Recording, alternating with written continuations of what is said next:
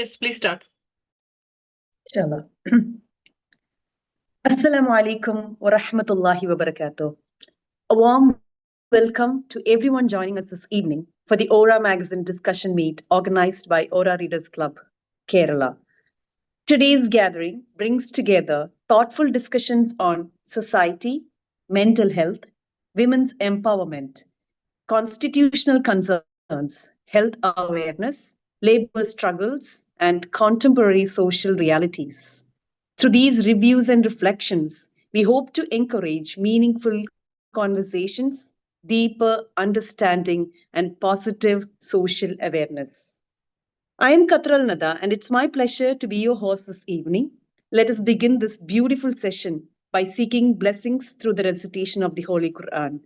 To commence today's program, I would like to invite Nabila for the Quran recitation along with the English translation. Sister Nabila, please.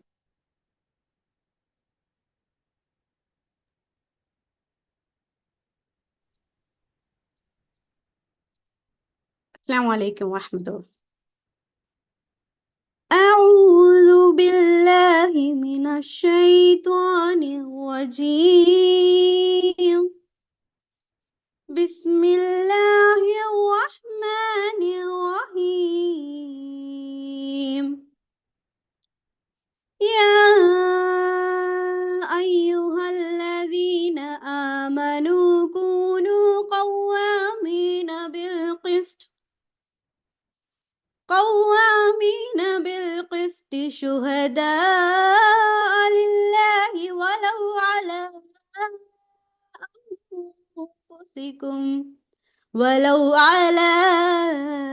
أنفسكم أو الوالدين والأقربين إن يكن غنيا أو فقيرا فالله أولى بهما فلا تتبعوا الهوى أن تعدلوا وإن تلهوا أو تقرضوا فإن الله كان بما تعملون خبيرا. صدق Allah.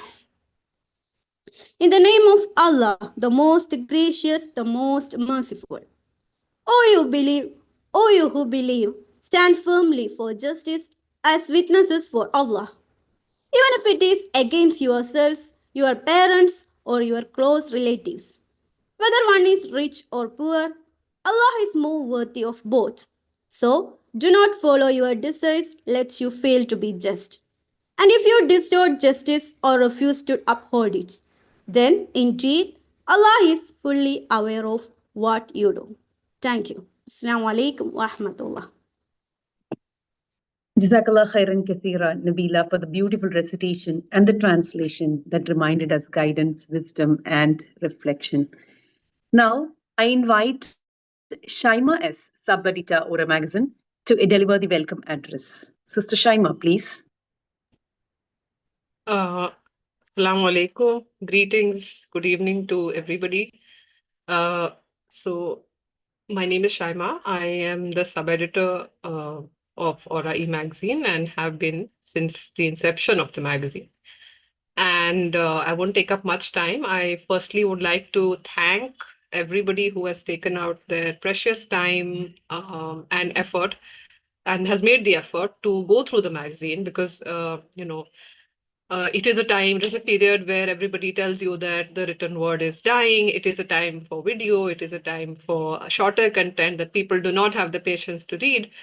And yet we find that people do take a great deal of joy and make a lot of effort to appreciate our magazine, and not just our magazine, but similar efforts especially efforts by women in the field of journalism, in the field of writing, in the field of opinion writing, creative writing, and so on and so forth. And the purpose of a program like this is also is multifold. One, of course, we would want to thank our writers our writers who are often doing this on a voluntary basis, it means a great deal for them, for people to give honest feedback, for people to respond to their writing. Something that might interest all of you is the fact that many of them are first-time writers. It's the first time that any of them is seeing a byline for their name. So that is one purpose. The second purpose is, of course, to create a feedback loop. Aura is a very unique initiative. In many ways, it doesn't have a lot of other publications that we can compare it to, in the sense that it is run exclusively by women. It features the voices of marginalized women, and not just women, but also men. We publish men and women both. But a great deal of our writers are women, are first-time writers, are young women, or even older women who are rediscovering writing. So it is a very unique initiative in that sense, and it also so for such an initiative, feedback becomes very important, or we would be in an echo chamber of our own making. So such programs are a way to create a feedback loop. We want to know what readers are thinking, and not just readers. All of you are.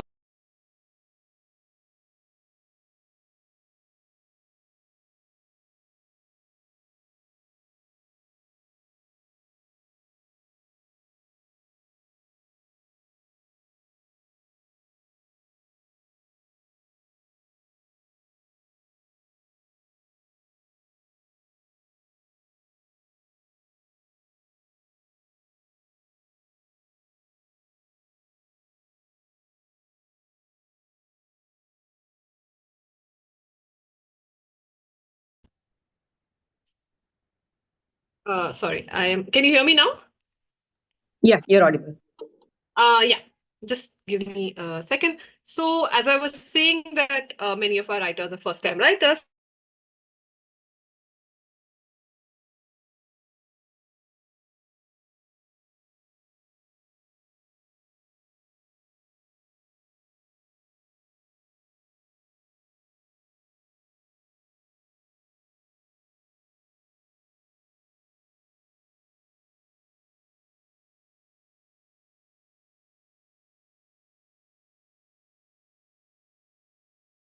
Topics only to doctors or psychological topics to psychologists. It is often a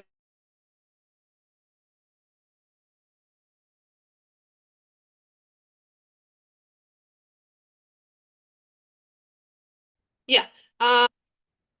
Is often a variety. Really apologies for the internet issue, but I think it's fixed now. So it is often a variety. We've also had people tell us that, this topic is something that is very new to them as well. Like we've had doctors read articles on the environment. We've had engineers read articles on humanities, and it is a mutual learning. It is a mutually constitutive learning process for us and for all of you. So that is something that we really enjoyed, and we hope that this kind of a program, is continued, is taken up by you. And we would also love to meet you offline at some point, if possible, do similar programs. And I encourage you, as my final point, I encourage you that to take it up. Not at this point, you are readers of the magazine, but I hope that you become writers for the magazine, or content creators for the magazine, video creators for the magazine. And that is always my hope. So I hope that this is a beginning and not a conclusion of a relationship that we hope to have with our readers. So that's all from my side. And if you want to know more about Aura, you can explore our website. We have apps for Android and Apple. We have social media platforms, and we are always open to talk and discuss. And we publish on a very wide set of topics. We publish on education, environment, politics, gender, legal. We have a legal desk. We have children's corner. So it's a little bit of everything for everyone. So whatever interests you, write for us, engage with us, create content for us, create videos for us, as and what interests you. So thank you so much again. Thank you from Team Aura, and let's have a wonderful program ahead. Thank you. Thank you, Shaima, for those warm and thoughtful words of welcome. We now move into the review session of today's program. The discussions ahead cover a wide range of contemporary social, legal, psychological, and cultural issues that influence our everyday lives. Through these presentations, we hope to encourage reflection, dialogue, and deeper understanding. Who really benefits from digital India? Technology and digital transformation have changed the way we live, work, and communicate. But an important question still remains: who truly benefits from these changes and who continues to remain unheard within this digital shift? To present this discussion, we have Dr. Malliga MG, Professor at the School of Development Studies, Tunjat Ezhuthachan Malayalam University. We warmly invite her to begin the review session. Sister?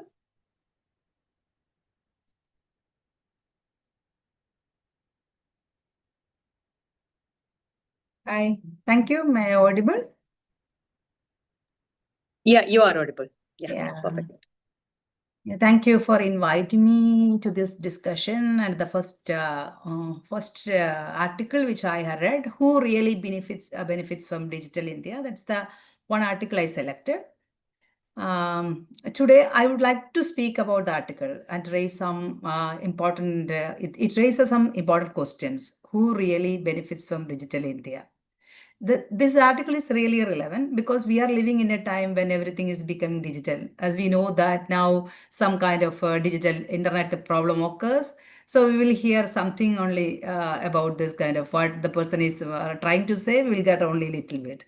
But this platform connect us because we are sitting so many other places and we can just communicate together. And I know that in this particular word, identity is digital, payments are digital, welfare delivery is digital, education, health, banking, work, and even human relationships are increasingly mediated through digital platform. In this platform, we are talking about this article, who really benefits from Digital India.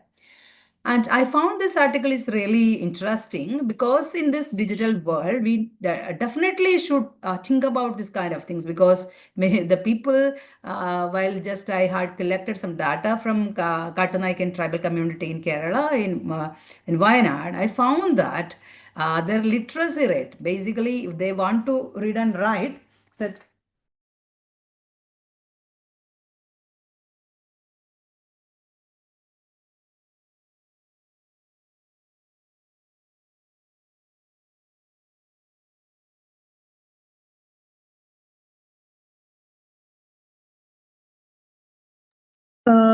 Dr. Mallika, I think we're not able to hear you.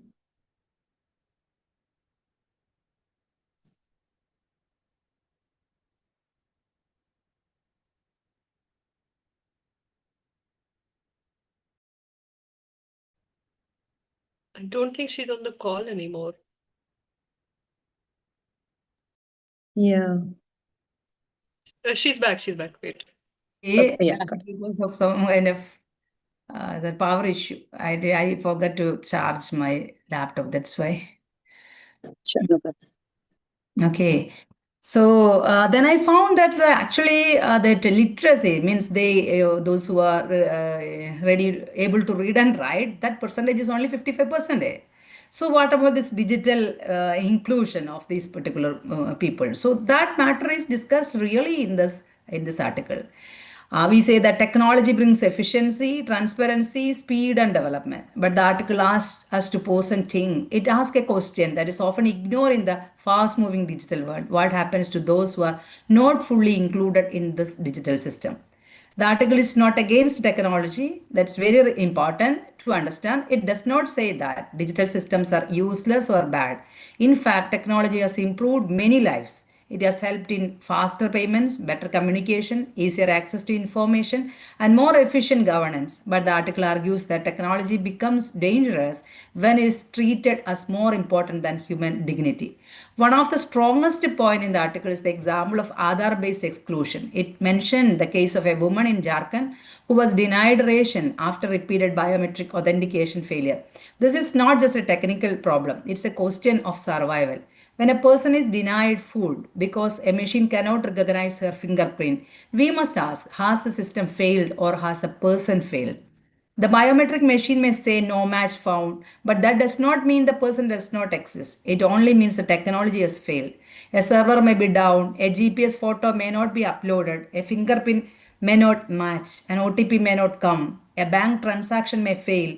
But because of these technical failures, a human being should never lose food, wages, pension, health, care, or dignity. This article became really meaningful to me because I could connect it with my own field experience.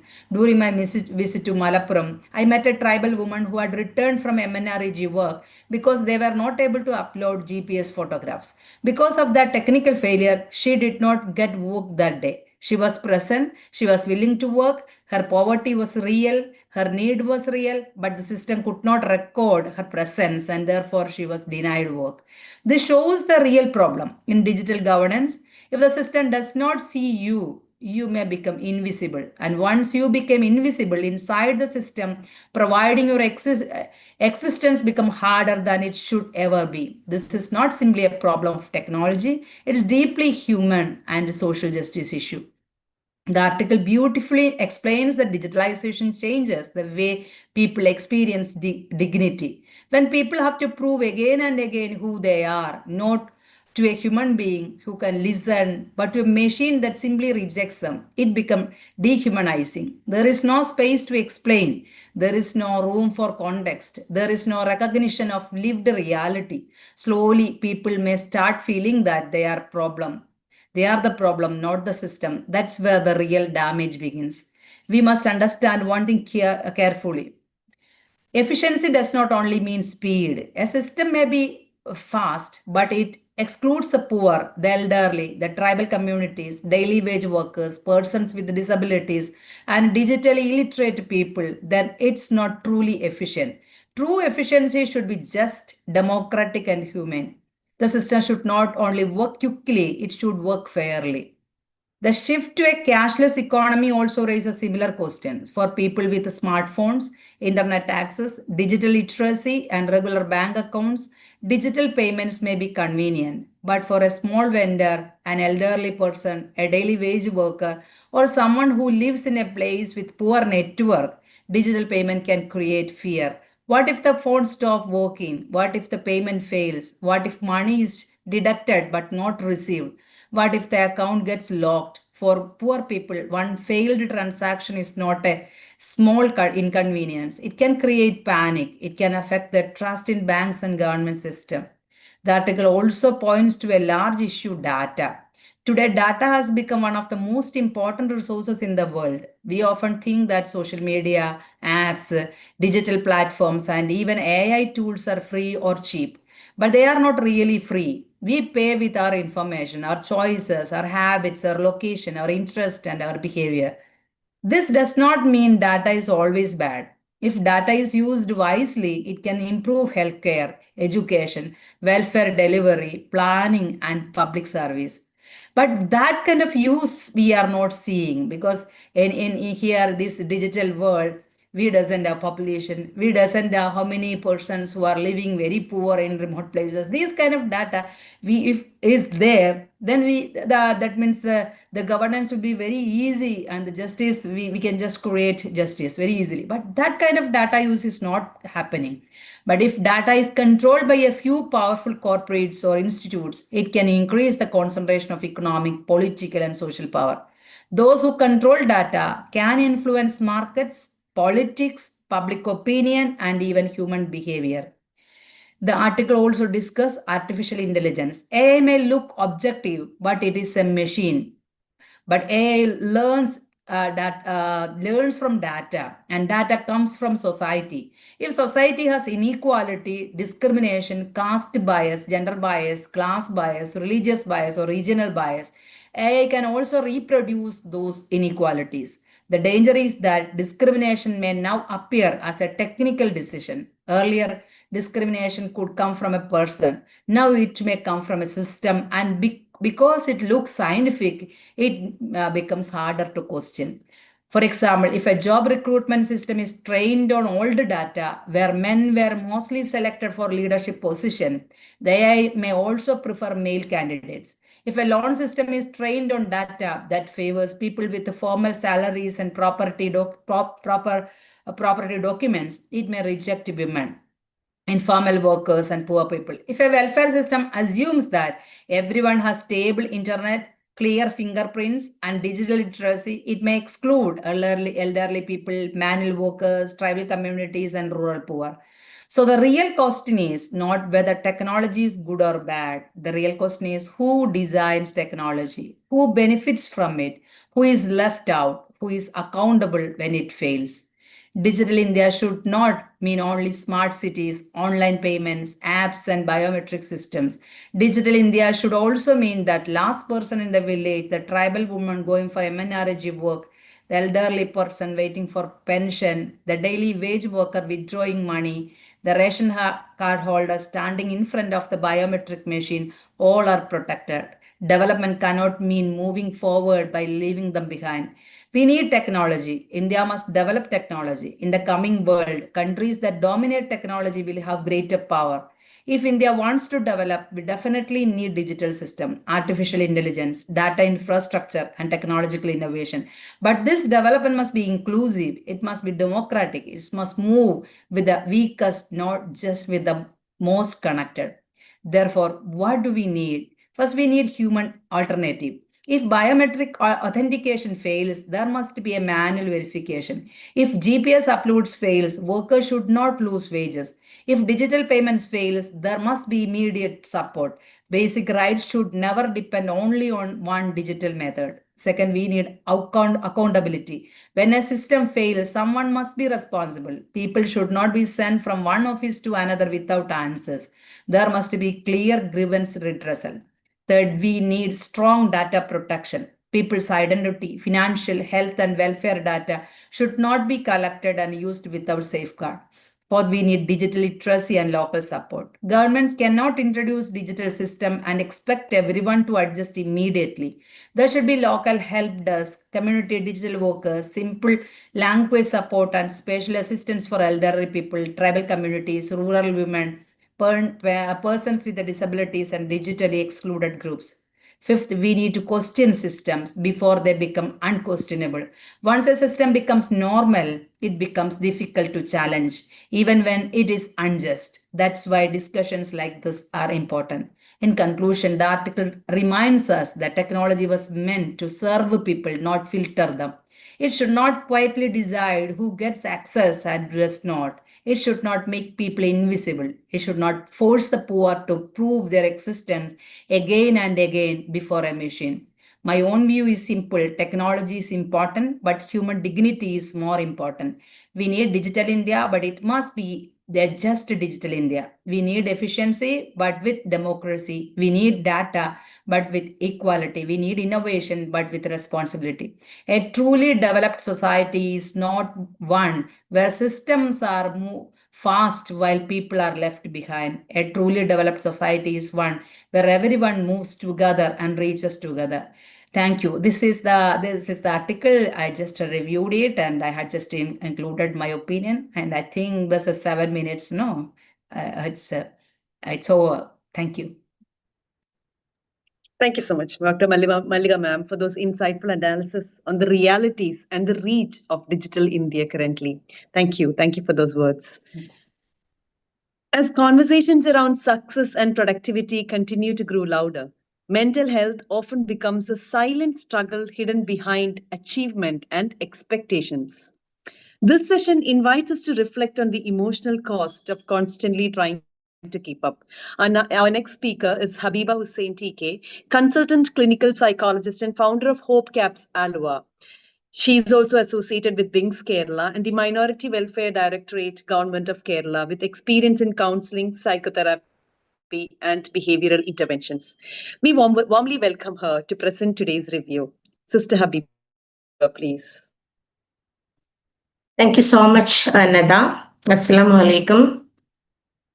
A very good evening to everyone. I took the article, The Politics of Happiness, Burnout, Anxiety, Productivity Trap. So I thought that I can share some of my clinical experiences here. That article combined all these. I'm not going to give a lecture here.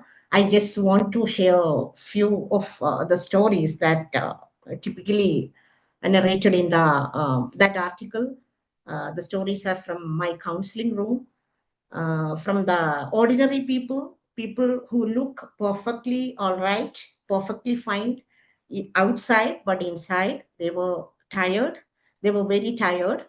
Once, an IT professional who came for counseling, he's having very good looking, he's having very good salary, very good family, well dressed, very polite, and from outside, he looked someone who we all will call that very much settled in life. But during the session, he suddenly becomes silent and told to me that I don't know what's happening to me. Every morning I wake up very tired. Even in Sundays, I don't feel relaxing anymore. He's constantly working. Uh, he's having office targets, online courses, and fitness goals, networking and social media pressure. He said something painful. If I stop working for a week, what will happen? I feel like life will be leave me behind. Yeah, that productivity Miss Mariam has pointed out in the article. Yeah, we all have a pressure to constantly achieve, perform, organize, and improve in our everyday life. So we always focus on achievements, money, and productivity. As a working woman, the in modern era, uh, everyone is expect excel professionally, be emotionally available all the time at your home, maintain a perfect routine, stay socially very active, and look presentable. Is it possible all the time to be maintain all this routine? Yeah, I am. Secondly, I am telling that one day one woman who came to me, she's a mother of two children. Everybody described her as a very strong lady. She managed everything as like us. She managed home, she managed her children, she managed officers, her in-laws, all the responsibilities. She never complained. She sat in front of me and started crying, and it was almost 20 minutes. She cried continuously. Then she told to me that I am tired of being strong all the time. I feel most of the clients, most of the ladies, they are coming and sharing the same point. I am tired of being strong all the time. That sentence has still stayed with me. Sometimes burnouts does not look dramatic. Yeah, Mariam also pointed out burnouts in her article. Sometimes it's look like, yeah, we often feels what we smiling while exhausted. We were cooking while crying, helping everyone while silently drowning. And this is where the politics of happiness begins. Happiness no longer an emotion, it has become a social performance. Yeah, once again, a college student once said to me that I feel unhappy whenever I open my Instagram. It's a social media time, right? I feel unhappy whenever I open my Instagram. Every day, she saw friends are traveling, couples are smiling, very much of success stories, glowing faces, aesthetic lives, and very much what celebrated perfect lifestyles and happy photos. But most people, they do not post their loneliness, their anxiety, their silent emotional struggles, their sleepless nights or burnouts. Slowly, she started feeling that, hey, maybe everyone in the world, everyone surrounded near to me are happy except me. But the interesting thing is, many of those people or many of us were slowly struggling. We were struggling privately. Yeah, today people are learning how to edit photos. They are learning how to hide pains and they are performing happiness in front of others. Yeah, actually, once a young man, yeah, this is the correct time to speak about a NEET or competitive examination, right? Recently, a young man who was preparing for a competitive examination came to me. He told me that I'm running every day, but honestly, I don't even know where I'm running to. That is a modern life for many people, right? We are running for something else. We don't know for what we are running. We are always busy, always rushing, always proving. We are having very little time for to take rest, to build relationship, to reflecting. For inner peace, we are having very less time for that. Yeah, this is the correct time to ask. Actually, what is happening to us all? Somewhere, I always feels that somewhere happiness has become a very big project now. Rest feels guilty for us. If we are taking rest, we feel guilty. Slowing down, that feels very dangerous to us, and doing nothing feel like a failure in the whole life. Society always keeps saying to us that be productive, be successful, keep growing, be social and be active, right? Yeah, dear ones, I want to tell that human beings are not machines, right? Even machines are overheat. Sometimes burnout will be there, anxiety will be there. Yeah, then how can continuously perform without emotional consequences? Yeah, sometimes we need to feel pain. We should express that. Okay, and I'm concluding what people actually need in that, what people actually need. In my experience, I realized that most people in our clinical setup, they are not asking for luxury. They're asking for some peace, some emotional safety, someone who listens. We can rest without guilt, a life where they can breathe. Sometimes, yeah, we all knows that healing starts when a person finally hears us.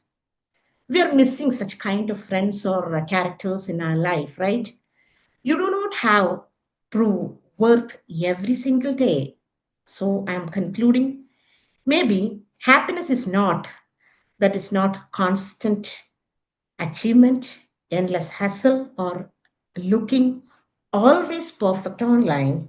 Maybe happiness is sleeping very peacefully, laughing genuinely without any without any hurdle, feeling emotionally safe, and having people with whom we can be ourselves. I believe we need to create a culture where people can rest without guilt, speak honestly. I put underline on the word honest.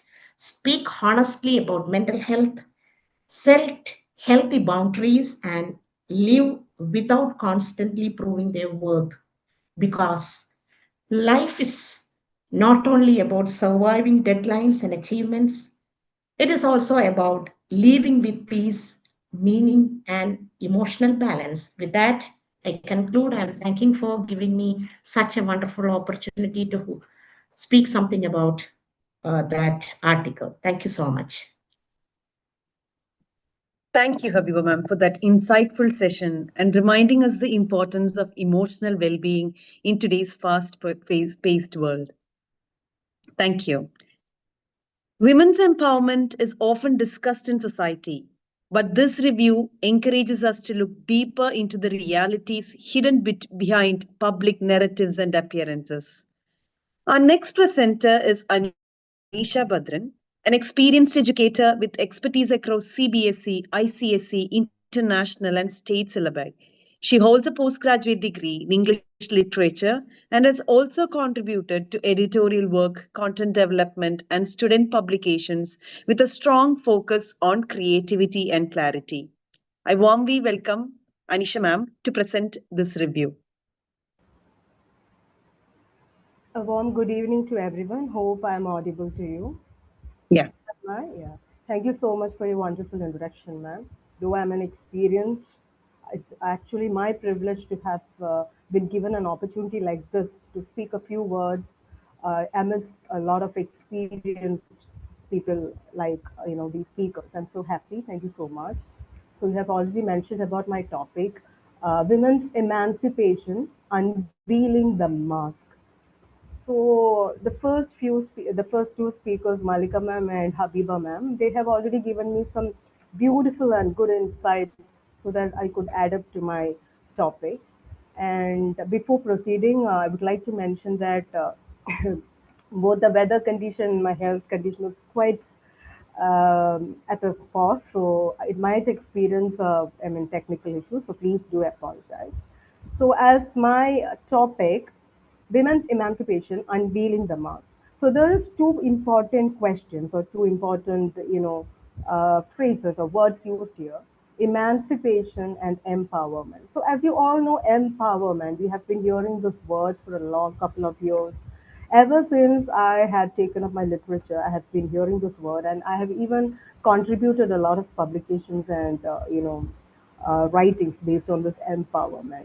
But actually, most of us are not very much aware of what actually these words are: empowerment and emancipation. Actually, empowerment, the women getting their role and gaining the confidence and actually knowing their inner struggles and potential, and they're all set to unleash their potential.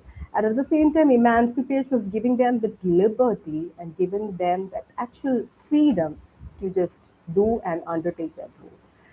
And now the question begins, like, actually, the empowerment and emancipation. The passage presents a thought-provoking and critical examination of the contemporary understanding of the women's emancipation. But the question is like, is the empowerment happening right now? So before proceeding to my analysis, see, most of the speakers are women. So, before coming to join this particular session, I'm seriously sure that most of you have completed all your role as a caregiver, as a housewife, as a mother, as a wife, as a daughter-in-law, right? The moment your day might have started with cooking, house chores, everything, and then only you came and sat in front of this laptop for giving all these talks.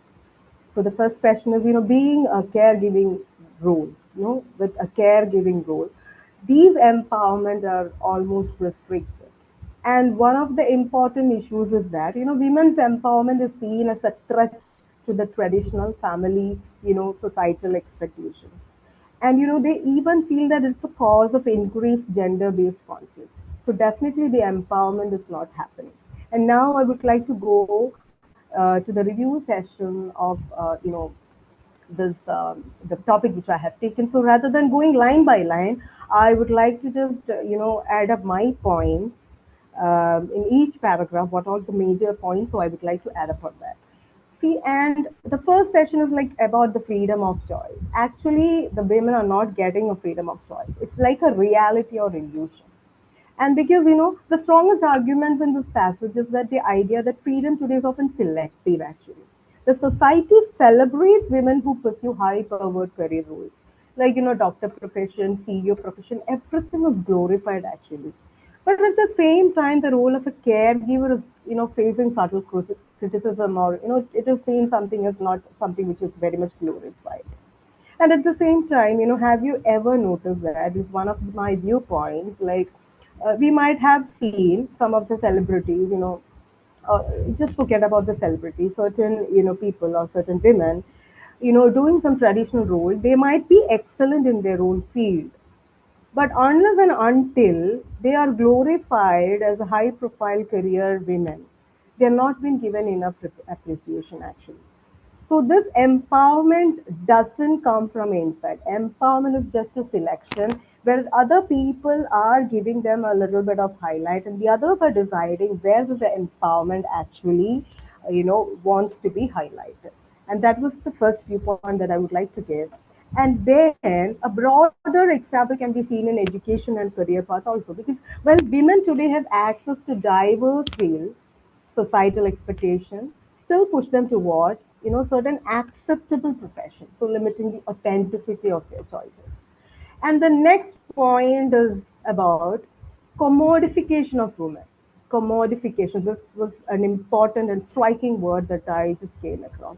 So is this empowerment or an exploitation? So this passage also, this article also effectively critiques how modern capitalism has rebranded objectification as empowerment. Objectification is empowerment. For example, you know, this beauty and wellness industries promote the idea that self-care equals empowerment, yet they continuously introduce new standards actually. Let me take up one. Let me take up or cite one example which I came across.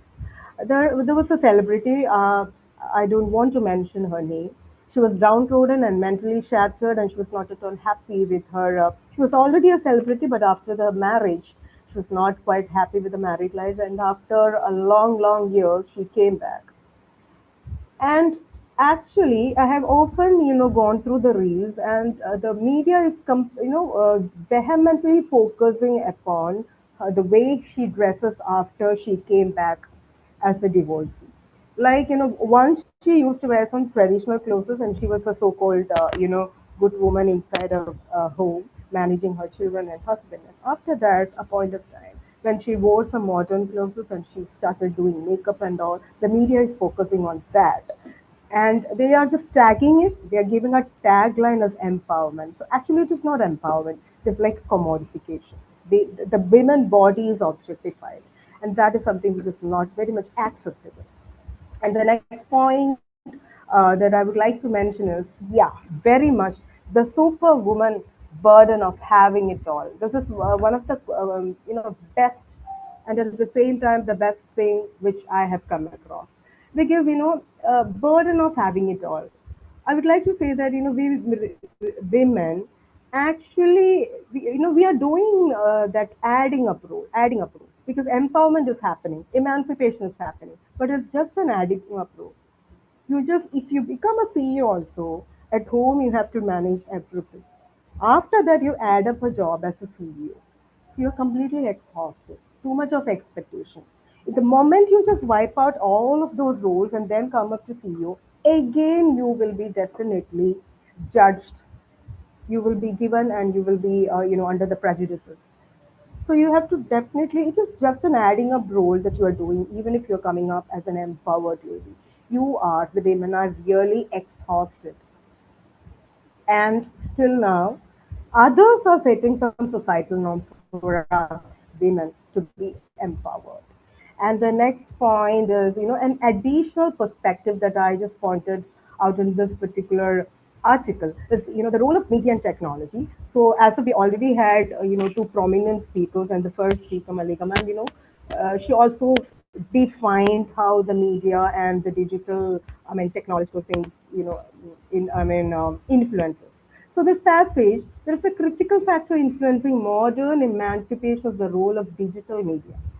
Algorithms often reinforce narrow definition of beauty, success, and lifestyle, subtly shaping women's aspirations. For instance, trending content frequently promotes luxury lifestyles, physical perfection, or constant productivity, creating unrealistic benchmarks. So this can lead to comparison, anxiety, and a distorted sense of achievement in certain women. And then another additional point is like cultural and economic diversity. I would like to mention a point that there are certain women in the rural area. They are really good at many things. They come up with a lot of skills and potential, but often they are not, glorified, or often they are not being highlighted in the society just because the media is not promoting them. At the same time, in the urban lifestyle, I'll give you an instance. If a celebrity, if they promote a branded beauty product or something, that is empowerment. That has been tagged as an empowerment. A village girl who's, promoting some product, it has not been highlighted and glorified in the so-called digital world. That has not been actually recognized. So this was another point. And then additional point, definitely, adding up the mental health and emotional well-being, as Habiba ma'am told. So she has given a lot of points, because true emancipation should include access to mental health support, open conversation about vulnerability, and acceptance of imperfection. You expect women to be empowered, and you simply say that you are emancipated. You are given all the freedom. Yet, when she comes out from the bubble of, a lot of work, even if she's empowered, even if she's given the freedom to do everything, she is said to be in a perfect mode. That is not actually really good. And I would like to conclude by, so what is actually reclaiming to emancipation means, equal participation of men in redefining the gender roles. And, the policy level changes such as workplace flexibility and parental leave. Education that promotes critical thinking rather than conformity, encouraging self-worth that is independent or appearance or validation. So as a conclusion, this article is insightful and thought-provoking, encouraging readers to question widely accepted ideas about women's empowerment. It successfully exposes the contradiction with modern narratives and calls for a more balanced, inclusive, and authentic understanding of freedom. So I would like to conclude my topic on this. And I'm so happy to have this platform given to me by this Aura's organizers. And a special thanks to my beloved teacher, Ms. Regina. I hope she is also, listening to my thing. And overall, I would like to just mention a few more points regarding the overall pattern of the magazine, which I have read a couple of articles. Definitely, it's a blend of everything. You have a social context, you have a political context, and you have a contemporary context. Everything is there. And if it would take, you can take it to a next level if the content if it is customized. For example, I told you, rural. Somebody, a woman from a rural area, is not being highlighted just because she's not getting any kind of appreciation. So I would definitely want you people to just go and literally find out a few women who are among us within our society who are not being liberated completely just because they are not getting any kind of support. So you people, the organizers of this, you know, Aura magazine, could definitely reach up to those women, and you can definitely make sure that that kind of empowerment they need. And thank you so much. And once again, I thank you so much for giving me such a platform. And with all these experienced speakers, I'm still, I'm not a professional. I'm so happy to, see you all, and I would definitely be like to a part of you once again. Thank you so much. Thank you, Anisha ma'am. Thank you for the feedback on the Aura magazine and also for sharing your thoughtful perspectives and reflections on women's empowerment and representation. It was great hearing to you. Thank you. Going on to the next review, contemporary discourse. Am I looking good? In a world shaped by social media and constant public visibility, appearance and self image increasingly influence confidence, identity, and social interaction. This discussion explores those contemporary concerns. Our next speaker is Dr. Fizina Kadir, Associate Professor at the School of Management Studies, Cochin University of Science and Technology, and convener of the Wings State Empowerment Cell. We're delighted to invite her to present today's discussion. Sister Fizina, please. Good evening to all the organizers and all listeners. Thank you for having me here today. Peace be upon you. Am I audible clearly and am I visible? Yeah, perfect. So I would start my topic with 6 pointers after reading Sister Afia Shahid Malik's article, Am I Looking Good? I would like to heartily congratulate Aura magazine for bringing out such topics for contemporary discourse. While I was looking at all the articles of the month of May, I was like, which one to choose from? Because everything looked so nice for me to talk. My discussion would very much be closely associated with what Sister Habiba and Sister Anisha was speaking. The 6 pointers that I would like to bring to your notice today are childhood insecurities, social media algorithms, the new concept which I came to know after reading your article while I was researching about this discourse, which is called FOPO. It's not FOMO, it is FOPO, which I'll be discussing.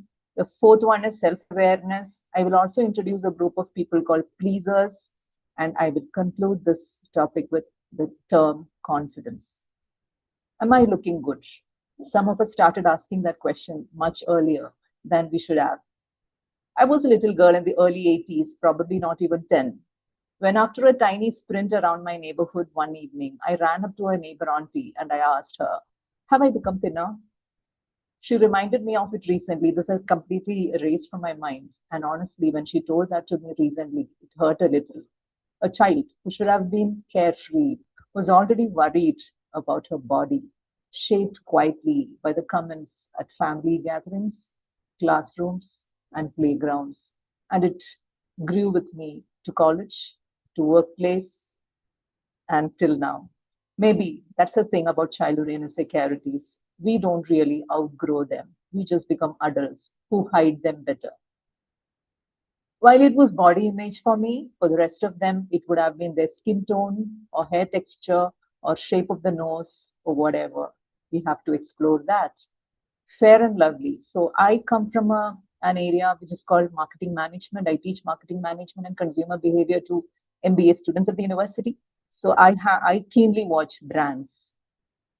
I'll talk about some of them. Fair and Lovely told generations of Indian women that a lighter skin tone would bring confidence, opportunity, and love. Axe told men that one spray would make them irresistible. I hope you remember the Axe chocolate ad. Complan told parents their children were failing behind in height and intelligence. Close Up told teenagers that bad breath was the reason they were being rejected. Dettol told mothers that invisible germs make them bad parents. Different brands, different categories, same formula. First, create the insecurity, then sell the relief. And the terrifying part, it worked for decades because these brands understood something about human psychology before researchers could formally name it. That our deepest fear is not failure, it is being seen as not enough, not attractive enough, not successful enough, not good enough. And the question underneath all of it, whether you're 5-year-old or 50 years old, it's the same question. Am I looking good?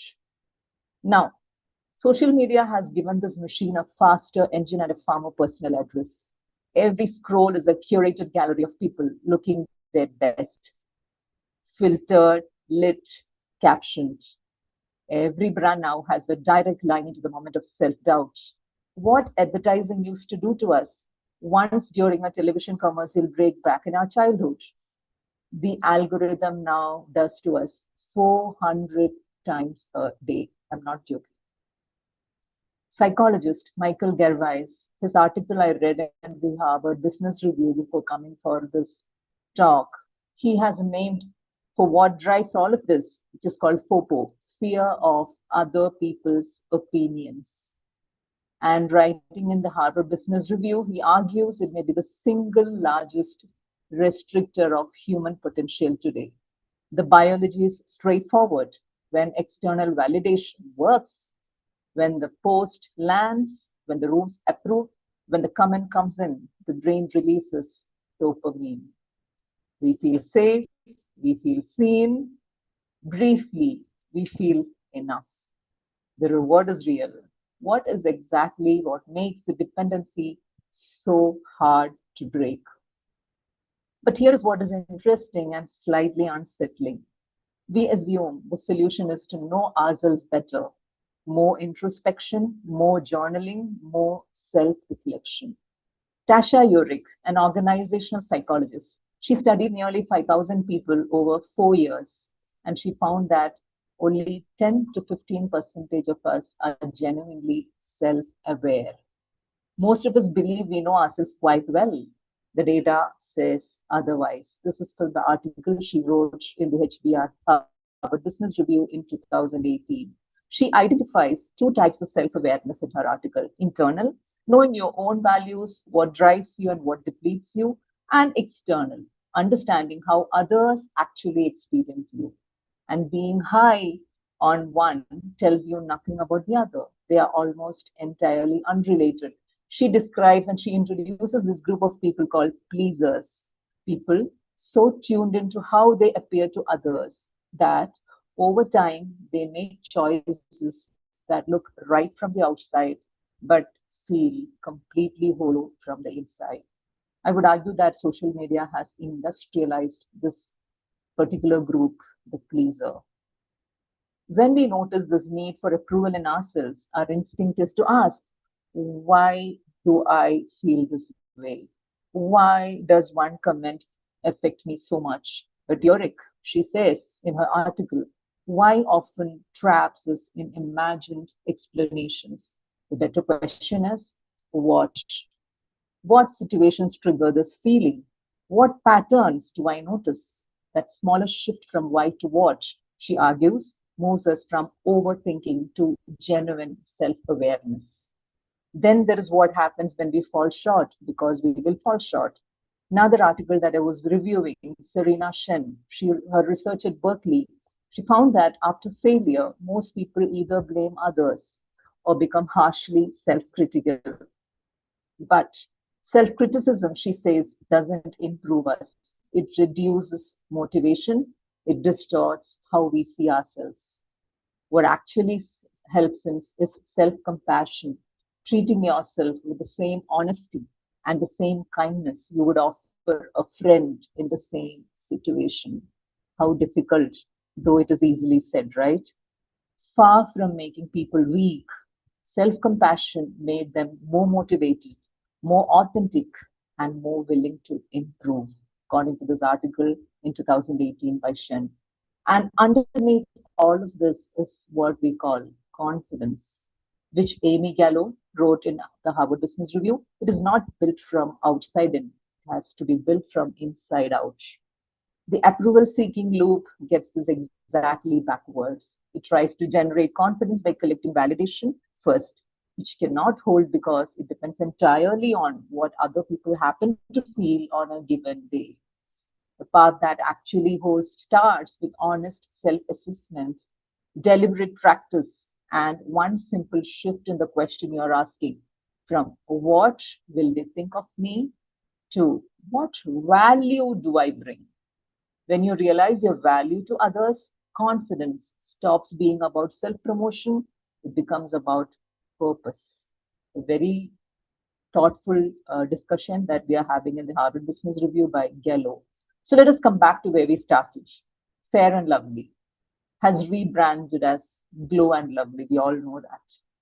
The name changed, but the business model did not. Because the insecurity was built on, am I looking good enough? Am I acceptable? Am I enough? That has not gone anywhere. If anything, in the age of filters and follower counts and algorithmic validation, it has never been louder. But here is what Geroy says. I think it is worth sitting with you. You're not your grade. You're not your A grade or F grade. You're not your follower count. You're not your job title. You're not your relationship status and your place on the leaderboard. Your value systems stems from the question you're being, not your doing. The question, am I looking good, will keep coming because it is ingrained in our brains from childhood. What we can work on, what the research constantly points toward, is becoming the person whose own opinion matters the most in answering it. So let's get out of the FOPO loop, fear of people's opinions loop. And thank you for having me here. And I hope this discourse continues because this is a perennial issue among every man, every woman, and every child. Thank you so much. Thank you, Dr. Fazina, for that engaging and relevant discussion on self-image and contemporary social pressures. Thank you. That was great hearing to you. Now move on to the next review, face-to-face, global conflict and mental health. Global conflicts and crises often leave emotional and psychological impacts that extend far beyond borders. This session invites us to reflect on how global realities influence mental health and human well-being. Our next speaker is Sindhu Anup, psychologist and mindful facilitator at Bodhini, a convoy for mindful living, Vadagara, Kozhikode. We invite her to lead this important discussion. Sister Sindhu, please. Yes. Very good evening to everyone. And first of all, I would like to say my sincere thanks to the team Aura Magazine for inviting me in this platform actually. So recently, I read an article by Dr. Saliha Mohsin, where she spoke about how global uncertainties, conflicts, and continuous exposure of distressing news are deeply affecting the mental health of both the children and adults. Her reflections strongly remind us that mental health is no longer a private issue affecting only a few individuals. It has become a collective human concern affecting family, relationship, workplace, and communities across the world. Today, I would like to share my perspective on this topic, especially on the emotional safety, stress management, parenting during uncertain times, and the role of mindfulness, connection, and faith in building resilience. We all know that we are living in a world filled with uncertainty, wars, social conflicts, financial stress, disturbing news updates especially, and fear about the future have become a part of our daily lives. While technologies has connected us globally, emotionally many people feel more anxious, overwhelmed, and mentally exhausted than ever before. Mental health is no longer an issue affecting only few people. It has become a universal human concern affecting children, parents, professionals, students, and even elderly people. And one important point we must understand is this. We all know that stress has not only affected our mind, it is slowly affect our body, relationship, sleep, and our productivity, our patience, and overall our quality of life. Many people today are functioning well externally, but while we are looking into deeply, they are suffering internally. Children are especially sensitive during this uncertainty time. They may not fully understand global events, but they absorb emotions from adults of us. If parents are constantly appear fearful, anxious, and emotionally disturbed, children begin to feel unsafe emotionally. As parents and caregivers, our responsibility is not to hide the reality completely, but to create emotional security to our children.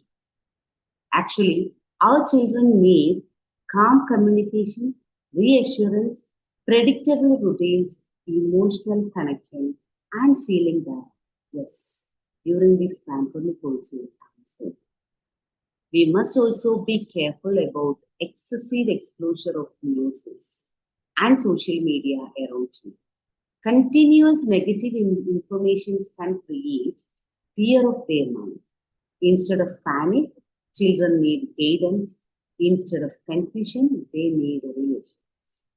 During stressful period, simple routine become emotionally powerful, like that our regular sleep, healthy food habits, exercise, family time. Yes, obviously our prayer, creative activities. These are not small things.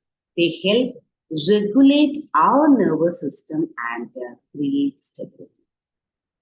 Sometimes healings begins with every small ordinary things like sharing meal together, talking openly, walking outside, laughing with our family, or spending a few quiet moments for prayer.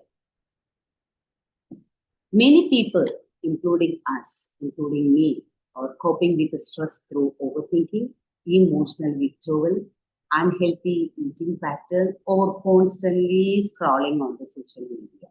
But healthy coping requires conscious effort. Some practical daily habits we can check, like limiting the negative media exposure and practicing some deep breathing practice or breath exercise, engaging in some physical activity, maintaining our hobby productively, staying socially connected and seeking support when needed. Last and finally, it is very important, if we need some support, obviously we seek and we take the support from professionals. Our mind and body are deeply connected. When the body relaxes, our mind is also become calm and safe. Role of faith, prayer, and mindfulness can become a powerful source for emotional resilience during this time. We know that prayer gives us emotional grounding. Skill of mindfulness helps us to stay present and calm our nervous system. Faith gives us hope beyond the fear. This reminds us that our inner peace is not found only external control, but also in connection, surrender, and trust. Finally, I would like to say this: we may not be able to control the world events, but we can control how we respond to them. We can choose kindness over panic, connection over isolation, awareness over rumors, and hope over helplessness. Mental well-being is not about avoiding difficulties. It is about developing the inner strength to face difficulties with balance, support, and hope. Thank you so much. Thank you, Sindhu ma'am, for connecting the realities of global conflict with the importance of emotional resilience and mental well-being. It is great hearing to you. Thank you. We move on to our next review. The SC order on scheduled caste system of Dalit Muslim and Christian converts is unconstitutional and hasty. Questions related to constitutional rights, identity, and social justice continue to be deeply relevant in contemporary public discourse. This session invites us to reflect on these concerns through a legal and a social perspective. Our next speaker is Sapna, Special Prosecutor of the POCSO Court, Director of the NGO Punarjani based in Kozhikode, and a social activist actively engaged in community initiatives. She is also the daughter of noted writer Janaki. We warmly invite her to present today's review. Sapna ma'am, please. Yeah. Am I audible? Yes, you are. Thank you. Yeah, good evening, all. And thank you so much for inviting me to this platform. And especially Nada, I thank you so much for referring my mother here. Really thankful and really happy. So now the topic for me today is on a recent Supreme Court decision related to the SC status and religious conversion. So I think this is a bit too strictly legal, and I don't know how how it will be for you when I present this case in the legal way, which it can be done. Okay, so the citation goes like this: that is Chintada Anand versus State of Andhra Pradesh, and the citation is 2026 INSC 288. Okay, and the author, that is the author of this ruling, is Honorable Justice Prashant Kumar Mishra, and the judgment dated is 24/3/26, and the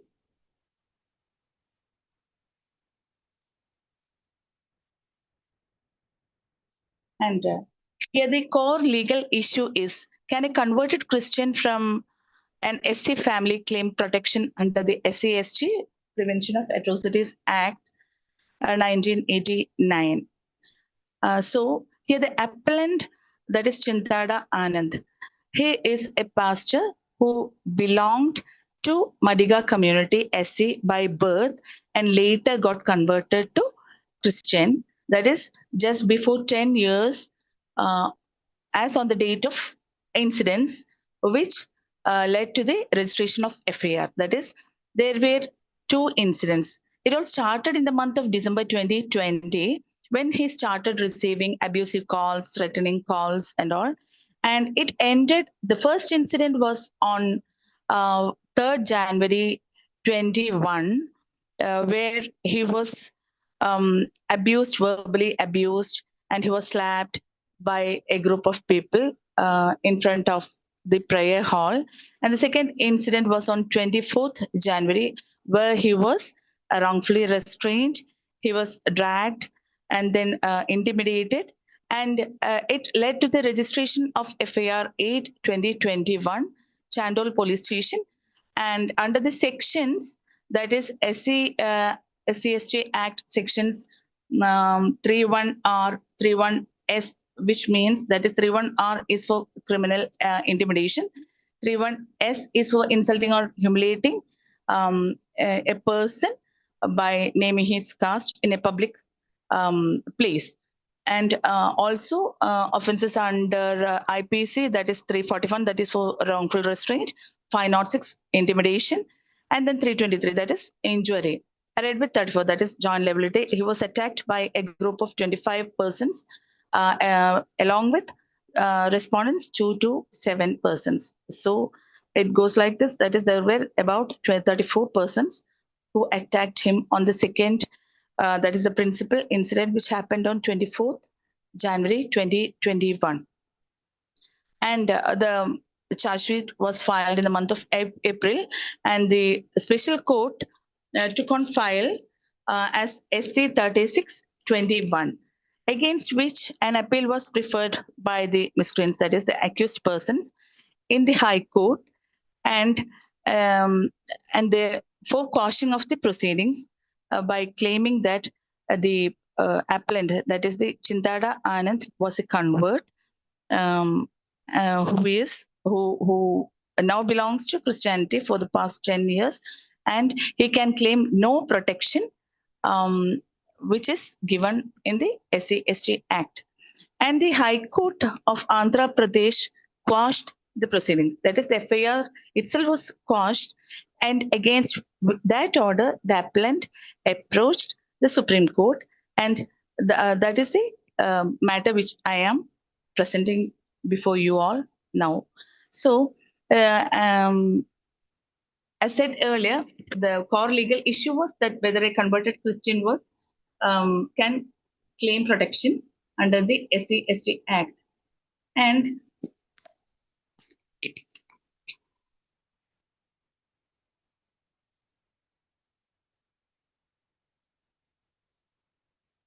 And there were 3 sub-questions before the court. That is, what does it mean to profess a religion under Clause 3 of the Constitution Order 1950?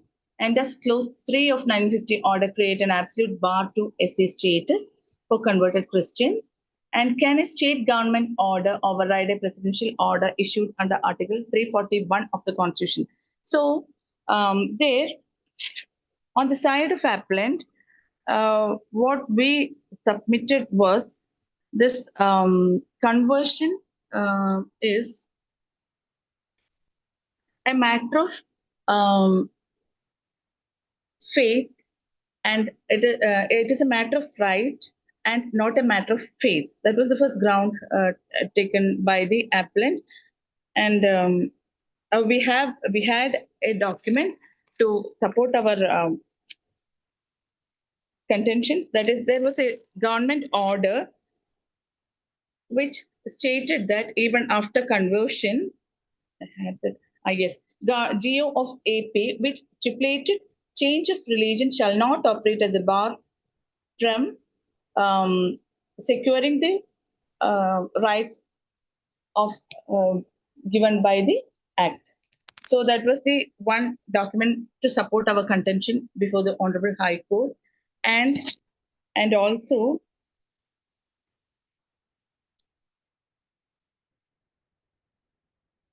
there, the third point, can a state government order override a presidential order issued under Article 341 of the Constitution?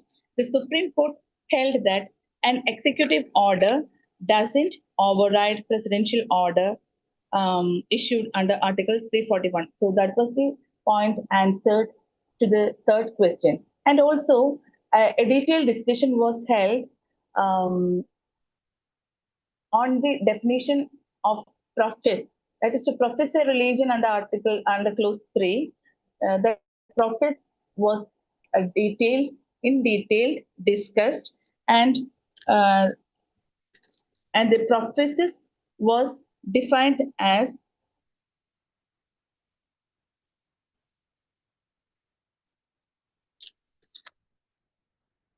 Give me a minute because that.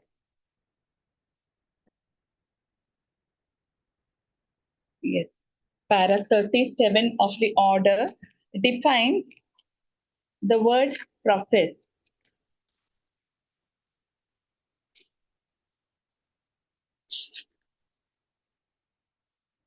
Yes, the word profess is presidential order appears to have been used in the sense of an open declaration or practice by a person of the Hindu religion, where therefore a person says on the contrary that he has ceased to be a Hindu, he cannot derive any benefit from that order, is what was emphasized by the Supreme Court in its earlier order, that is, citation is 1964, citation is there, and also professes means an open declaration, that is what is defined by law, that is when it is openly declared or there is a practice, open practice. So here the person, the appellant, was practicing Christian religion for the past 10 years, and it was an open declaration to that effect, and that is why he cannot claim the protection that was given by the SC/ST Act.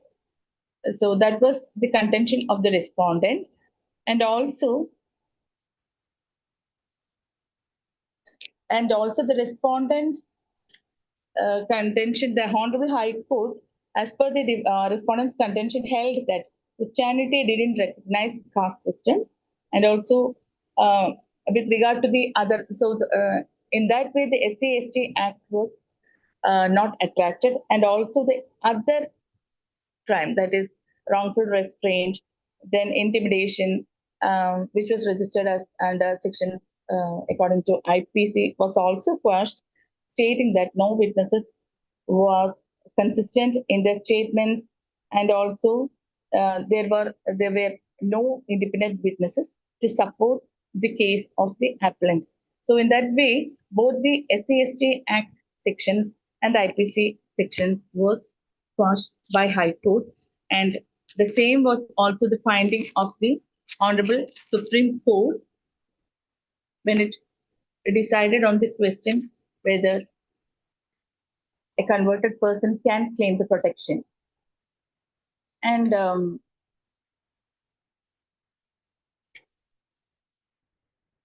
according to the appellant, the caste certificate is valid and subsisting, but the Supreme Court found it, that is, the Supreme Court denied the caste certificate based on the ground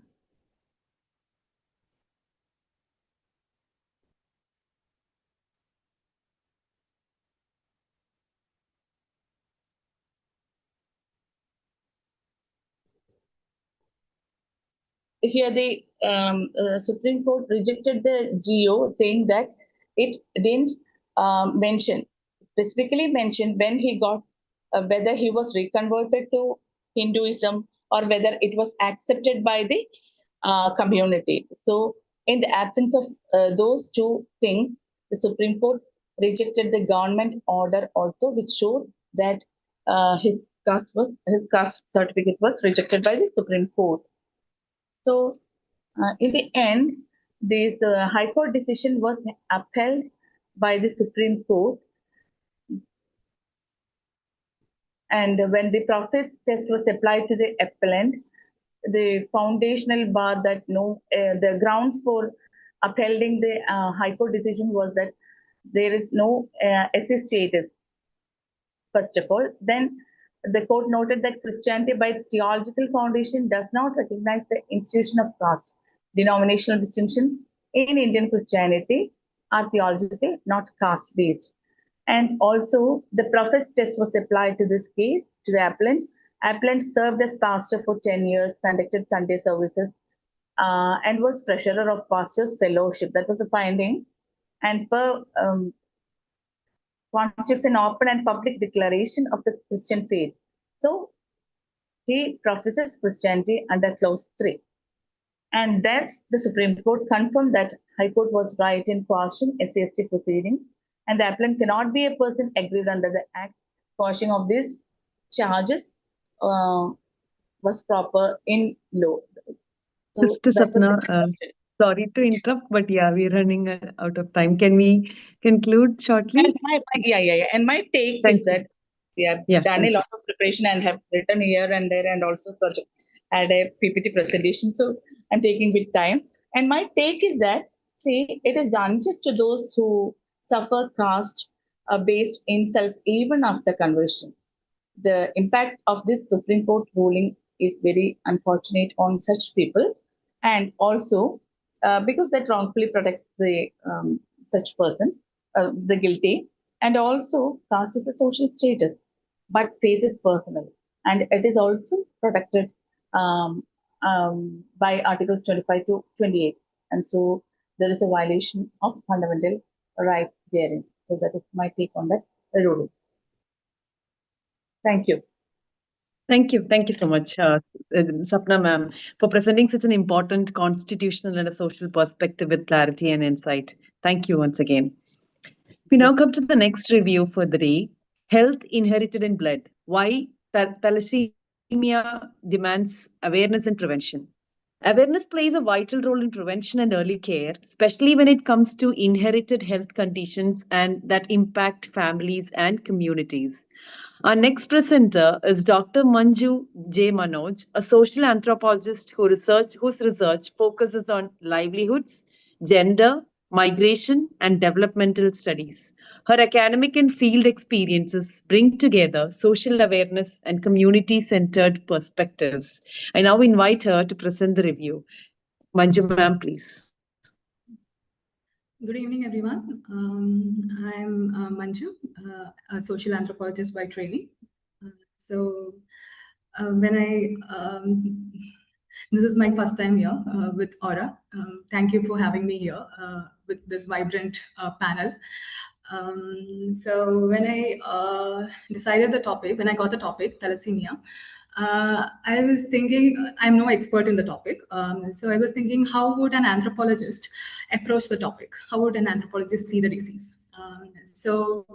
For an anthropologist, a disease, there is a clear distinction between disease and illness. Disease is considered as a biological pathology, whereas illness or sickness is contextualized in the social and cultural sphere, and the lived experience of the people is considered when you look at an illness. So coming to disease like thalassemia, which was identified in 1925, though it was identified back then, and we observed World Thalassemia Day on May 8th, the stigma and misconception around the disease is so much that people are still, though we have heard thalassemia, people are still not fully aware of what the disease is or how it is caused, or its prevention and screening process, or and the awareness is still not up to the mark. So I appreciate Ms. Sufia Tassin for very thoughtfully writing down on a very less spoken topic, and going through her work. It was not just the biological aspect she has brought in, but she also has brought the public health concern, how the disease has affected the people also. And while talking about thalassemia, since there is a shortage of time, I would just tell about what is thalassemia. A person suffering from thalassemia would have inherited it either from one of the parent or both the parents. It is a condition, it's a genetic condition where there is a corrupted hemoglobin chain, which do not let enough production of red blood cells, ultimately leading to condition called like anemia. So some people do not even realize that they are a carrier of thalassemia, and in severe cases, both the parents should be carriers of thalassemia. So thalassemia can be asymptomatic to also severe condition like life-threatening cases. So people who are affected by this, it is not just the person who suffers, but the family who constantly give the care. They also suffer from this. It is both financially and it is financially draining, and it is also for a person it is very emotionally also draining. So the author has touched upon what are the social stigmas associated with it. So coming to the social stigmas, we could see that with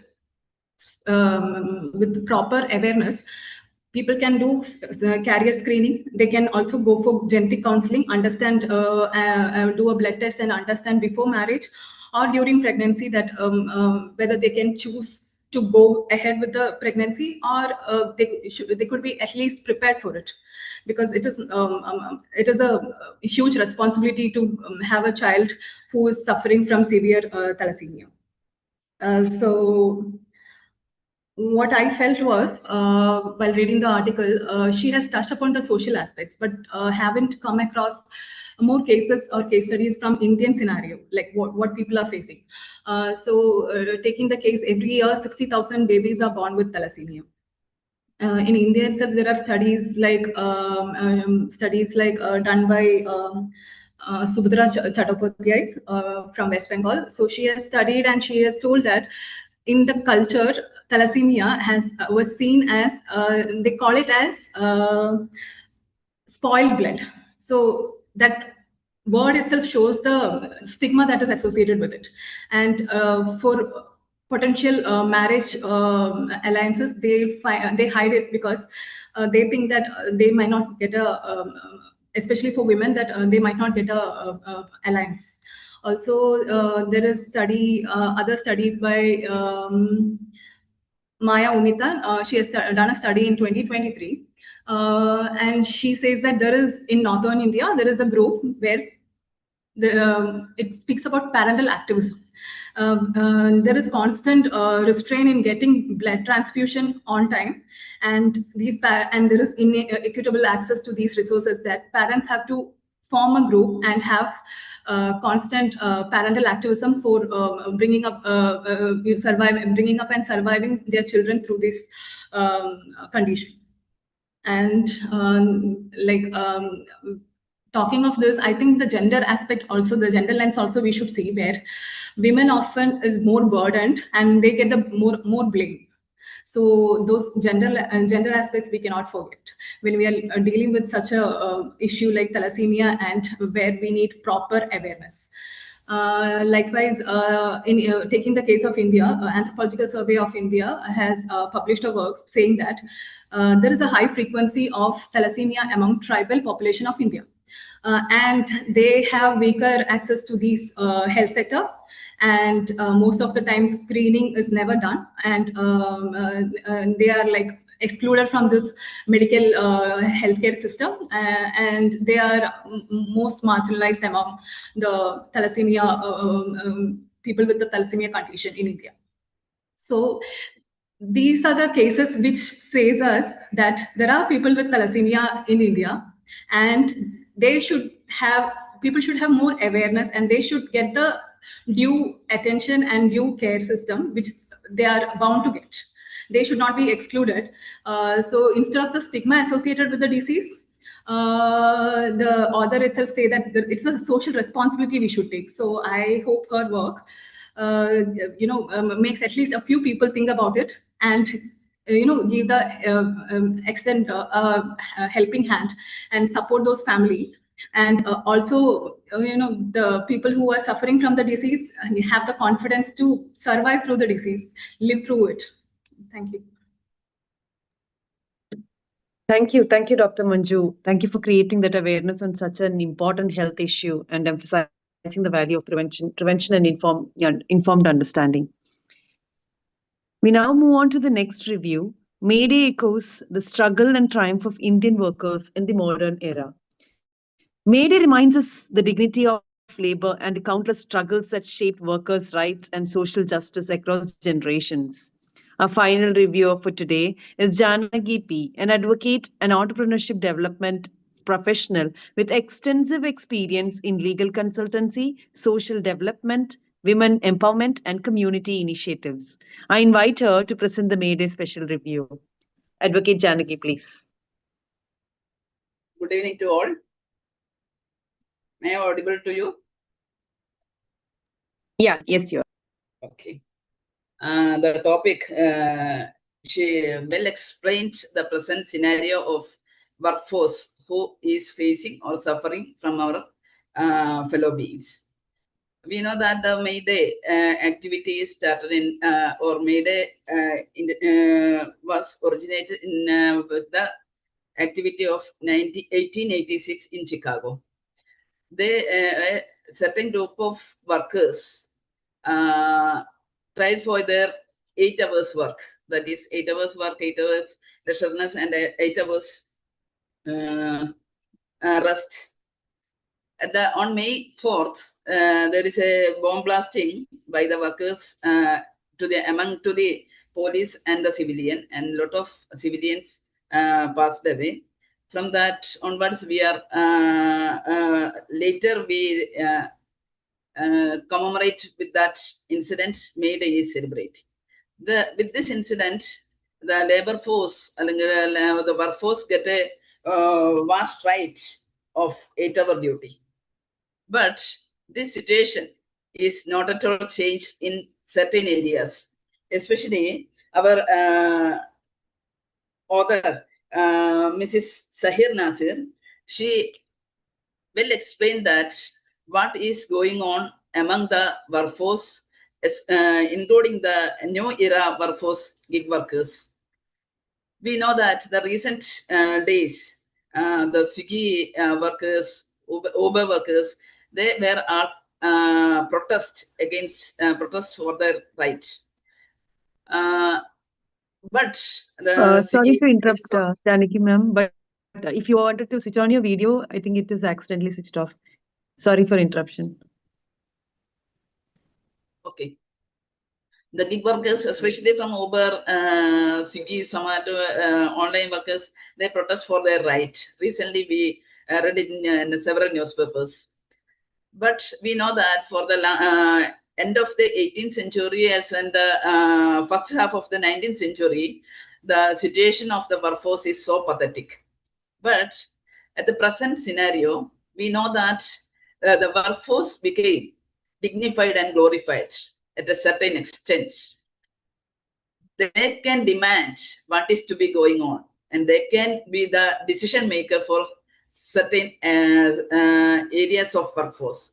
But it is a vast strata of labor force. They are from factory workers, authorized sector, unauthorized sector, home workers, like that.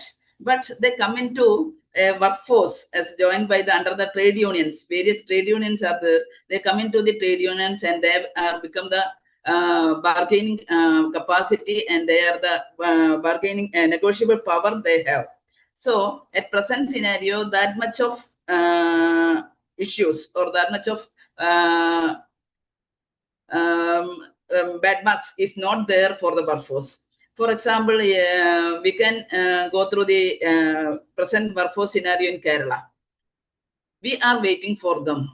We are giving them a fair amount. For example, if a lady come to our home and she is working for 7 to 8 hours in our home, we are paying her nearly 1,000 rupees per day. And like that, she is going 20, 25 working days in different 3, 4, 5 or 6 houses. Her income is nearly 25,000 per month. But at the same time, she is availing all other facilities like pension and all other self-welfare measures from the government. That is, they are calling it as BPL families or marginalized families. But the actual situation in certain area is not like that. Along with that, we know they get the work from the agriculturist, from the industrialist, from the investors, and from the entrepreneurs. In the COVID era, we know that a lot of person or workforce lost their employment. They doesn't have even food to eat. At that time also, the government and the public support the marginalized workforce first. Okay, it is nice. But at the same time, the investors and the entrepreneurs as well as the agriculture lost their savings, everything else, and they are bound to pay the amount to this workforce. The government of India declared that the government is extended a moratorium period for paying the loan taken by the entrepreneurs or taken by the investors. Along with that, the Reserve Bank of India prepared the memorandum and sent to each and every financial institutions. But in reality, the entrepreneurs or the investors or the agriculturists lost that opportunity only because of a technical error.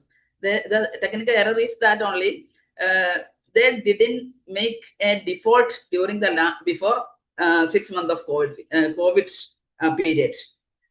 So most of 90% of our entrepreneurs or investors or industry lost that facility. But at the same time, we protect, we support, we extend, the public extend, the government extend all support to our workforce. So while we are supporting the workforce or the marginalized people, they have to be aware about their responsibility also. In the present era, the responsibility they forgot, but they are keen on their rights and other facilities. So the main pillars of our society or a welfare society is the agriculturists as well as the investors, as well as the industrialists, as well as the entrepreneurs, and the lawmaking authority, that is the government, whatever it may be, the local government or the central government or the state government, whatever it may be, along with the workforce. These 5 pillars have to go together and make a sustainable development for the society. Anyone have faced to any damage, it is not proper, and the other side also will collapse.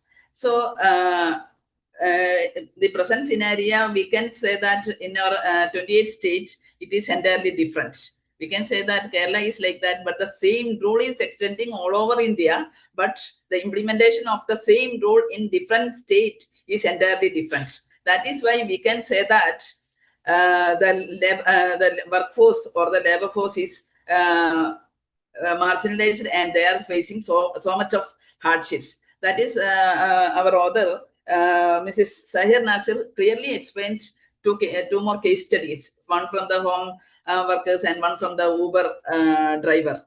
Yes, it is right. We can see such people or such workforce somewhere else from our India, but such situation we can change with the support of the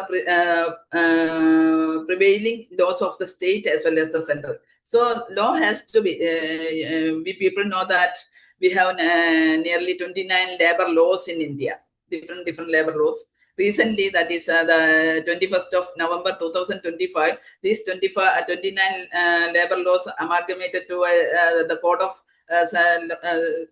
Labor Law into 4.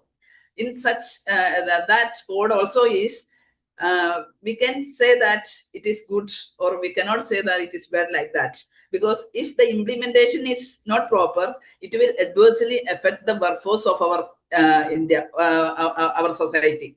But there are loopholes to overrule that issues. So the unorganized labor force have to come into organized sector, especially the best example here we have to see is the security service. So security people are from somewhere else and they are individual, but they are coming to under an umbrella. They can be a bargaining power, so they can overrule the extra hours duty. That means if a person is going to get a security service, he cannot get anything else from there because he is going through an organized sector.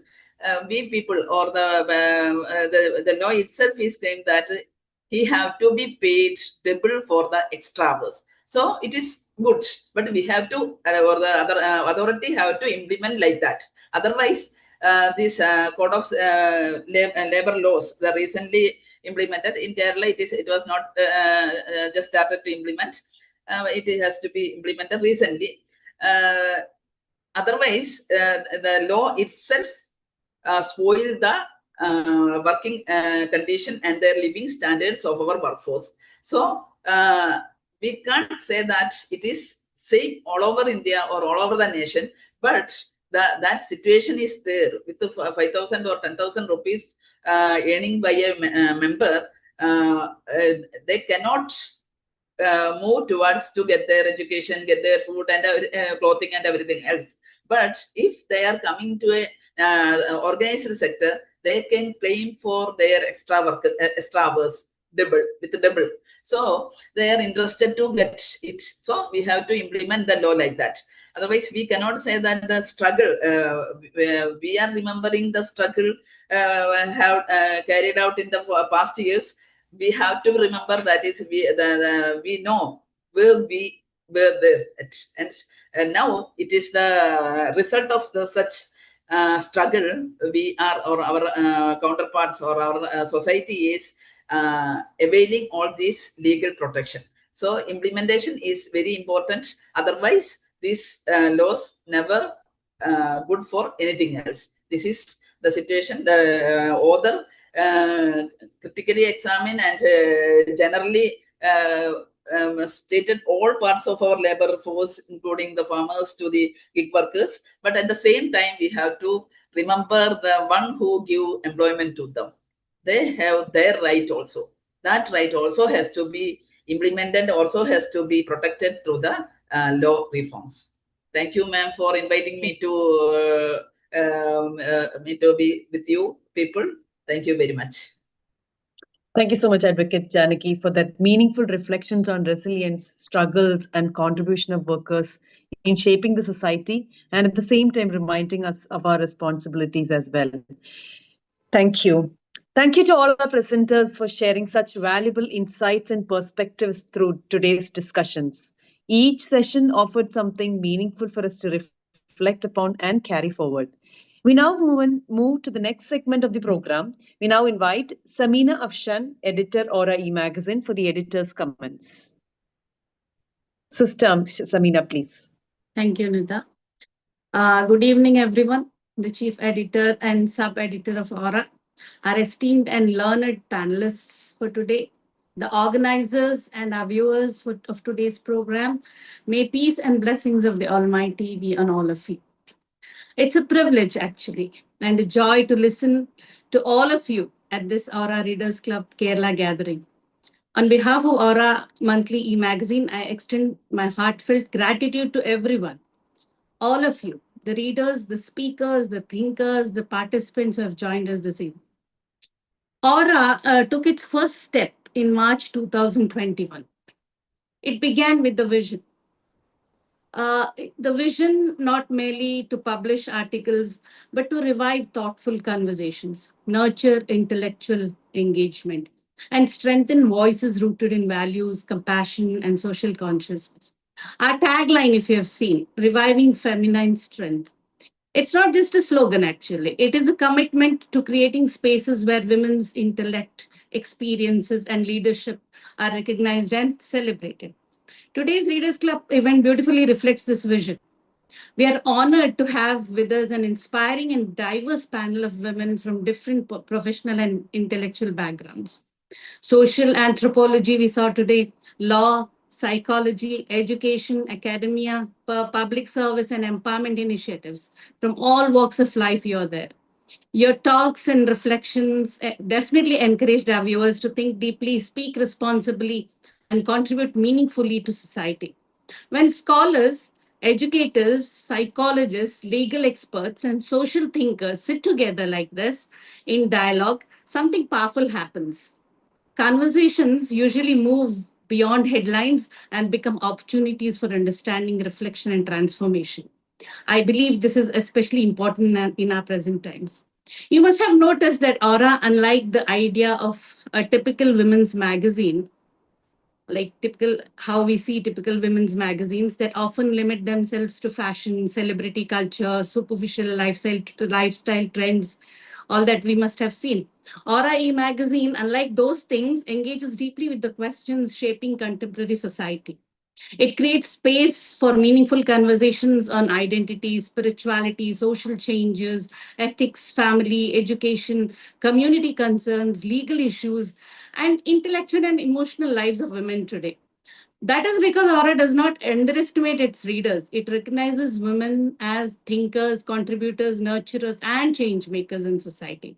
By addressing relevant and sometimes challenging subjects with depth and sensitivity, Aura becomes not just a magazine to read, but a platform to reflect, connect, and grow. Our goal has always been to create meaningful conversations that continue long after the article ends, to think and reflect upon that. We live in an age where the age where we are flowing with information, but often we lack wisdom. Opinions travel faster than understanding today. In such a setup, readers, communities, and intellectual forums become deeply necessary. They remind us to slow down, think critically, listen respectfully, and engage with ideas responsibly. That is why gatherings like Aura Readers Club matter a lot. Like today's gathering, a beautiful gathering we witnessed today evening. And I must say, seeing such accomplished women together on one platform is itself a powerful statement. It sends a message to young girls and women watching us today that intellectual engagement, leadership, and scholarship and public participation belong to women as much as anyone else.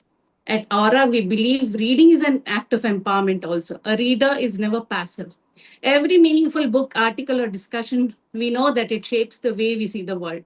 Reading teaches empathy. Every meaningful society has always been shaped by readers. Reading teaches, before there were reforms, there were readers, we know that. Before there were revolutions, there were books. Before voices transformed communities, hearts were transformed by words. Therefore, I urge all of you to introduce Aura in your circles and encourage the culture of reading. Shaima, the sub-editor of Aura, spoke about our social media handles and engagements. Kindly spread the word and take Aura to the masses. At Aura, we dream of building not just a magazine, but a community of reflective minds, a space where intellect and empathy coexist, where faith and critical thinking strengthen each other, where creativity is rooted in values. From this platform, I invite all of you to write for Aura and enrich it with your thoughtful insights. I would like to express my sincere appreciation to all our panelists for taking time to be a part of this initiative. Your presence enriches this platform and inspires meaningful engagement among readers. To our readers and the enthusiastic viewers this evening, you are the soul of Aura. Writers may write, editors may curate, speakers may speak, but it is the readers who give life to ideas. We always look forward to your comments and critiques. For us, every thoughtful reader of Aura strengthens the culture of reflection and responsible discourse. Thank you, all of you once again, and over to you, Nada. Thank you. Thank you, Sister Samina Afshan. Thank you for the valuable observations and reflections. We now invite a few words of felicitation from a distinguished guest who has always encouraged meaningful social and intellectual engagement. It's my honor to invite Afida Ahmed, PR Secretary of JIH Women's Wing Kerala and Visionaries Collective Coordinator based out of Kannur, a collective that brings together leaders from different fields and initiatives. We warmly welcome her to address the gathering. Sister Afida, please. Okay. Respected Chairperson and Chief Editor, Mrs. Respected Editor, Samina Afshan Sahiba, and Program Convener, Sister Kasralda, and distinguished speakers of this evening, and my friends. God bless us all, and peace be upon us. Sorry, I can't turn on my this network issue. Good evening, everyone. Be part of this vibrant gathering of Aura Readers Club. Looking at today's agenda, I am truly impressed by the range of topics we are exploring, from digital fraud and mental health to constitutional rights, social history. This platform proves that reading is not just about books.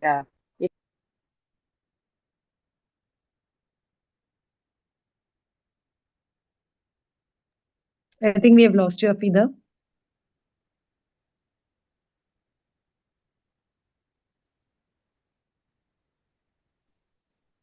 Am I audible? Yeah, you're audible now. In a time where we are often overwhelmed by clubs like Aura provide much needed space for deep reflection and meaningful dialogue. I want to congratulate the organizers, especially Chief Editor Mrs. Rahmatul and all the one behind this program for bringing to the such an amazing speakers here. In a very short span of time, we have covered a wide range of topics today. Each of the subjects spanning personal, social, and political spheres deserves a more in-depth and time-consuming discussion.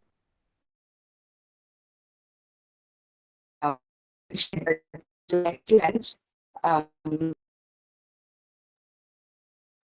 I'm sorry, Afida, there's a interruption in your line network.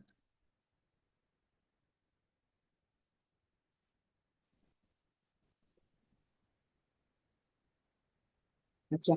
I am certain that insights shared by our reviewers today will inspire us to think more critically and act more compassionately. I wish this session and Aura Readers Club every success. May this light of knowledge continue to grow. Thank you all. Thank you, Sister Afida. Thank you for your encouraging and inspiring words. We now come to one of the most important moments of today's program, the presidential address. I respectfully invite Mrs. Rahmatun-Nisa, Chief Editor, Aura E-Magazine, to address the gathering. Thank you so much, Nada. For the past almost 2 hours, we have been listening to each other. And I really appreciate the patience of all of you, especially the last speakers like Advocate Sapna, Dr. Manju, and Advocate Janaki. They have been patiently waiting, and the others who finished their comments or observation of Aura, they were waiting to listen to the others. So everyone has showed real patience today. That shows that we really enjoy, the selection is not bad. So I appreciate the organizers, Readers Club Kerala.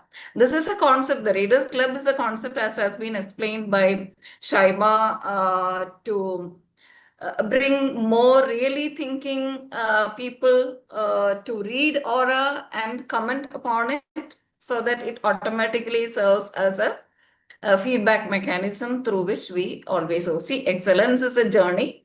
As far as human beings are concerned, whatever homework we do, whatever excellence, however much we try for excellence, it is still a journey, 100% perfection. We never achieve, but we try to be excellent. We try for excellence. So this Readers Club also served the purpose for which we have organized this event. And, it was a very serious discussion. And, sometimes women's magazines means people discuss about what? We all know that. But that is not what Aura wanted. And that is, it proves right that we still have people who are thirsty to read such articles and talk about it. And I would like to also appreciate the team Aura on this occasion, the writers, the technical team, the social media contributors and promoters, everyone. Together we make it happen. And most of them volunteered to do the work. Whatever talent they have, they want to contribute. And many writers, many new young women especially, they found Aura as their first platform to find their articles getting published. And now they have become very well tuned over the years, and now they are writing in mainstream media also, the other so-called mainstream. That doesn't mean that Aura is not in mainstream. Aura is also very well in the mainstream of the digital world, but still they write in the so-called mainstream media also now. So your suggestions are very well noted. And some of you, I was feeling very glad, and our writers also must have felt glad to see that many of you have been relating to your own personal life with the articles. So it was like the magazine, which is in black and white, coming alive in front of us for the past 2 hours. We were living through the magazine articles. So as has been said by Semina Afshan, our editor, We have already completed 5 years, and we are moving ahead with more and more, contributions and changes, and more people getting involved in the magazine. We also brought out 2 print issues. And the next print issue, we are planning to bring it out in the month of August, definitely. That will also serve as something which you can keep in the library, in your library. And our writers, whatever we have spoken, it means a lot. It must have motivated them more to write. So at this time, we are already very late. I don't want to take too much of your time. I only want to request you to support Aura. If you feel a magazine like Aura should continue, if you feel a magazine like Aura should become better and better, and if you feel through Aura, we should together try to bring a change in our society, then please support Aura. As has been requested by our editor, please share it with more people, let more people read the articles, because they are useful. It has to reach more people. Just by producing, it won't be benefited by others. We have to take it to the public. Next is, connecting more and more writers to Aura. There might be young female writers who know how to write, who are talented, but they don't know how to write and where to publish, or on which topic to write. So connect them with Aura team. Definitely they will, we can fine tune them, and they will finally become good writers. Another thing is, I know that each and every one of you today, right from Dr. Malika, Dr. Habiba Hussain, Anisha ma'am, Dr. Fazina Khader, Ms. Sintu Anoop, Advocate Sapna, Dr. Manchu, and Advocate Janaki, all of you are good thinkers and good, you have good ideas, you have good experience. And if you sit for some time, maybe not every month, but once in 3 months, or, if you start writing, that will benefit the society, and we will be very glad to publish your articles. And more important is your valuable feedbacks. Point out the mistakes. Today, I'm not perfectly happy because no one pointed out any mistakes. Everyone was just appreciating. So you can point out mistakes also, and where we need to improve. That also has to come from you, because constructive criticism is what makes things become better, and in our journey to excellence, towards excellence. This is what we expect from all of you. So Aura is yours. Even though it is, published, or the preparation is by from the Muslim platform, we involve as many people as possible from different walks of life, irrespective of their belief system or their area of work. And the articles are for everyone. Of course, there are spiritually related articles, religious education also, it is part of the mission, but we have more articles to educate the entire society. So please, it is yours, own it and raise it like a child. We have to together raise Aura. Thank you so much. And once again, I appreciate each and every one of you, especially the organizers, Regina, and especially the host of the day, Qatar Al-Nada. She must have found it very difficult to control everyone to finish in time. And I'm very sorry. In a program like this, we can't give more than 7 minutes to everyone, especially when it is an online program. More than 2 hours, we can't conduct it. And of course, your this session will be watched by many over the days, in the coming days, because it has been live, put live in our YouTube channel. Definitely, more people will be watching it. Thank you so much once again. May the Almighty reward all of us. May peace prevail in this world and in our lives. Thank you very much, and a very good night for all of you. Thank you so much. Thank you, Rahmatullah ma'am. for this insightful and motivating presidential address. As we come to the end of today's program, I take this opportunity to express my heartfelt gratitude to everyone who made this session meaningful and successful. I sincerely thank all our respected speakers, guests, organizers, participants, and the audience members for joining us this evening and contributing through your presence and engagement. Special thanks to the editorial team of Aura Magazine and Aura Readers Club for Kerala chapter for organizing this enriching discussion platform. As we already discussed, what makes Aura Magazine unique is its focus on meaningful discussions that go beyond the usual themes of women's magazines, creating space for awareness, reflection, and social dialogue. Thank you all once again, and until we meet next time.